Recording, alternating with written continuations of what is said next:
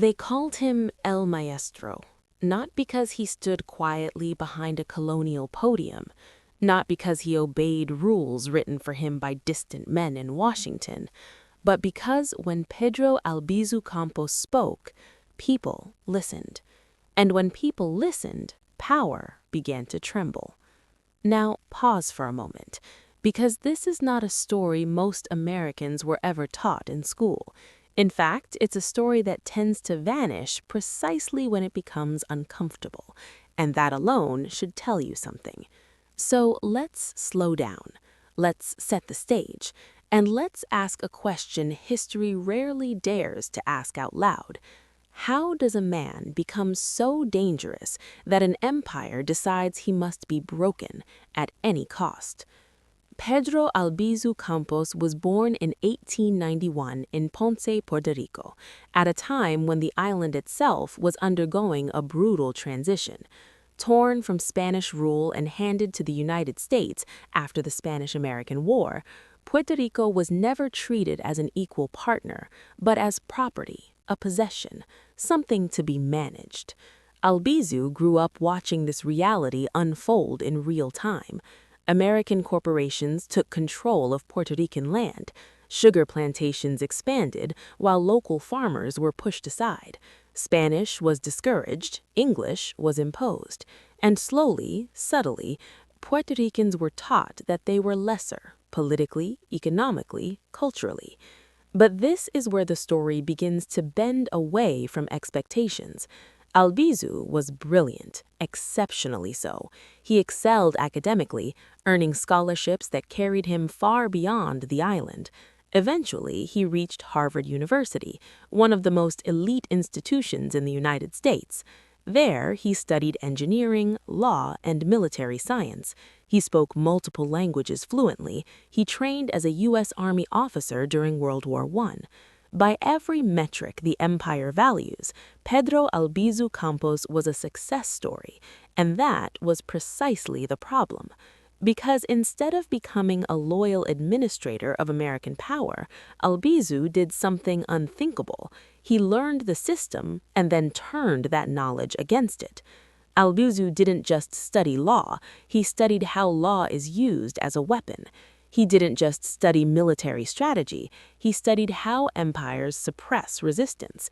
He didn't just master rhetoric, he mastered the psychology of colonial rule.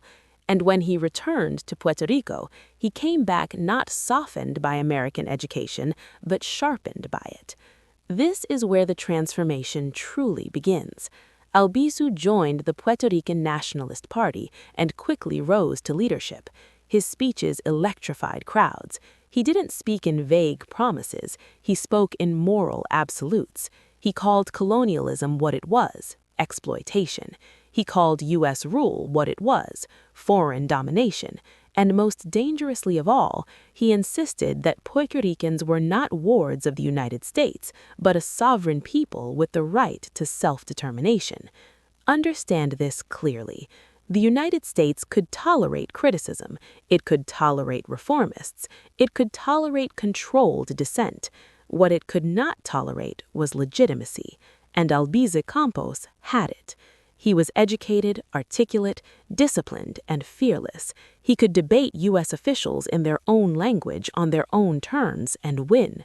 He exposed the contradictions at the heart of American democracy, asking how a nation built on freedom could justify ruling another people without their consent. These were not rhetorical questions, they were accusations, and accusations, when spoken loudly enough, become threats.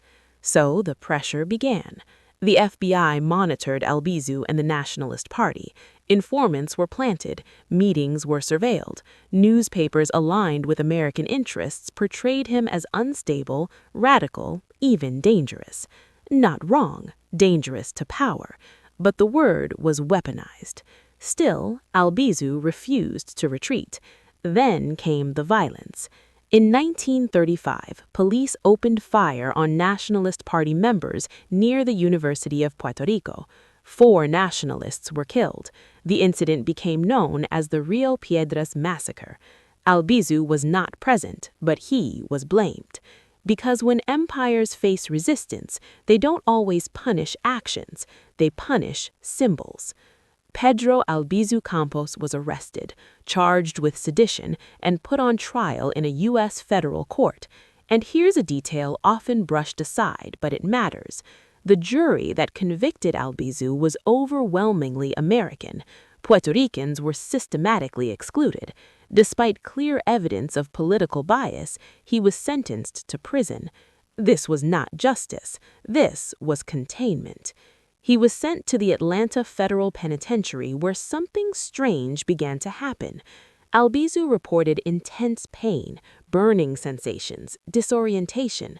His health deteriorated rapidly. He claimed he was being exposed to radiation experiments. At the time, U.S. officials dismissed his claims as paranoia, but history has a long memory. Decades later, declassified documents confirmed that radiation experiments were indeed conducted on prisoners during that era. The question was never whether the United States could do it, but whether Pedro Albizu Campos was one of the victims. And here is the chilling part. The symptoms Albizu described matched the effects of radiation exposure. Coincidence? Maybe. But coincidence has a way of protecting power. When Albizu was released, he was physically broken, but intellectually unyielding. He returned to Puerto Rico to a hero's welcome. His body was weakened, but his words had grown even sharper. And that terrified the authorities. Because now, Albizu was no longer just a leader, he was a martyr in motion. In 1950, the Nationalist Party launched a series of uprisings across Puerto Rico, including an attempted assassination of President Harry Truman. Albizu was arrested again. This time, there would be no restraint. He was imprisoned in La Princesa prison in San Juan. His health collapsed further. Witnesses reported burns on his body, his hair fell out, he suffered seizures, paralysis, and hallucinations. Again, he insisted he was being irradiated. Again, officials denied everything. But ask yourself this: why would a government need to deny something that wasn't happening? Pedro Albizu Campos spent his final years in and out of prison, frail, isolated, yet revered by those who believed Puerto Rico deserved to be free. He died in 1965. No state funeral, no official apology, no acknowledgement of wrongdoing, just silence. And silence, as you know, is never neutral. So why does this story matter now? Because Pedro Albizu Campos represents something far more dangerous than rebellion. He represents exposure. He exposed the gap between America's ideals and its actions. He exposed how democracy can coexist with colonialism so long as the colony remains invisible.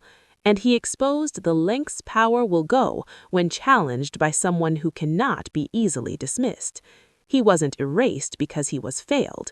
He was erased because he was effective.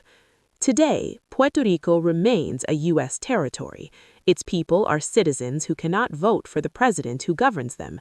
Its economy is shaped by decisions made elsewhere. Its history is still filtered through narratives written by the powerful. And Pedro Albizu Campos? He is remembered quietly, carefully, often incompletely. Because remembering him fully would require asking uncomfortable questions. What does freedom really mean? Who gets to define democracy? And how many other stories like this one were buried not because they were false, but because they were true? They called him El Maestro, not because he stood quietly behind a colonial podium, not because he obeyed rules written for him by distant men in Washington, but because when Pedro Albizu Campos spoke, people listened. And when people listened, power began to tremble.